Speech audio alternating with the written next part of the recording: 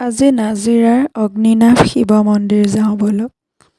আমি গৈছিলোঁ শিৱসাগৰৰ পৰা ঘূৰি আহোঁতে নাজিৰাতে এৰাতি থাকি গ'লোঁ আৰু পিছদিনাখন ৰাতিপুৱা গা পা ধুই ধুনীয়াকৈ অগ্নিনাভ শিৱ মন্দিৰ যাব ওলালোঁ। কাৰণ আমাৰ ইয়াৰ ৰহাৰ পৰাতো শিৱসাগৰ বহুত বেছি দূৰ হয়, যাৰ কাৰণে আমি শিৱসাগৰ গৈছিলোঁৱেই।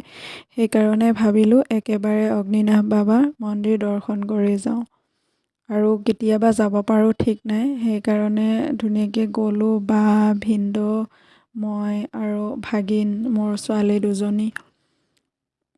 সেইদিনাখন আছিলে শুক্ৰবাৰ। অৱশ্যে ভিডিঅ'টো আগৰে হয়, এডিটিং কৰিব নোৱাৰাৰ কাৰণে আজিহে দিছোঁ। ভিডিঅ'বিলাক কৰি থোৱা হয়, কিন্তু সময়ত এডিটিং কৰি দিব নোৱাৰোঁ, এইটোৰ কাৰণে অলপ প্ৰব্লেম হয়। ইয়াতে অৱশ্যে এক্সট্ৰাকৈ চাকি জ্বলোৱা কোনো ব্যৱস্থা নাই। যিটো চাকি জ্বলি আছে তাতে তেলখিনি দি দিব লাগে আৰু তাৰ পৰা তেল ঘৰলৈও লৈ আহিব দিয়ে, নিজৰ গোঁসাই ঘৰত জ্বলাব পাৰি। তেল আৰু ধূপ এনেকৈ দি পঠায় বাৰু।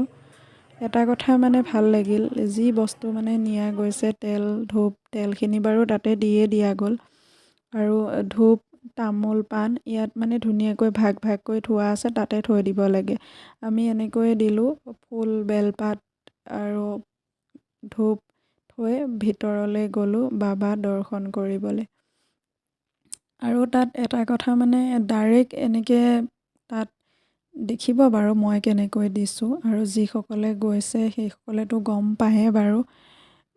আমি গাখীৰ নাপালোঁ কাৰণে পানী আৰু গংগাজল শিৱলিংগত দিবলৈ লৈ গ'লোঁ।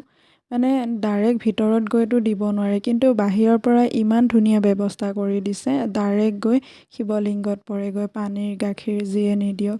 আৰু এনেকৈয়ে আমি দি বাবা দৰ্শন কৰিব গ'লোঁ, শৰাই দিলোঁ, বাবা দৰ্শন কৰিলোঁ। আৰু যিমান মানুহ যায় সকলোৰে কাৰণে অৱশ্যে পায়সৰ ব্যৱস্থা কৰে। ধুনীয়াকৈ শৰাই দি বাবা দৰ্শন কৰি পায়স খাই প্ৰসাদ লৈ আমি উভতি ঘৰলৈ আহিলোঁ।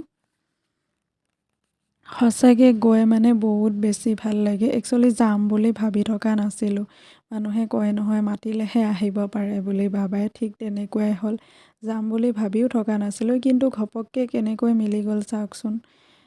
ঘপককৈ গৈ ধুনীয়াকৈ আহিব পাৰিলোঁ।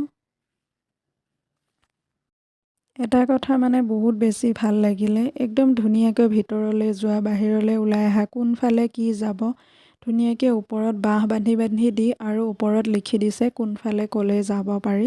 সেইটো কাৰণে বাৰু ভাল লাগিলে। এদিনীয়াকৈ গ'লেও তাতে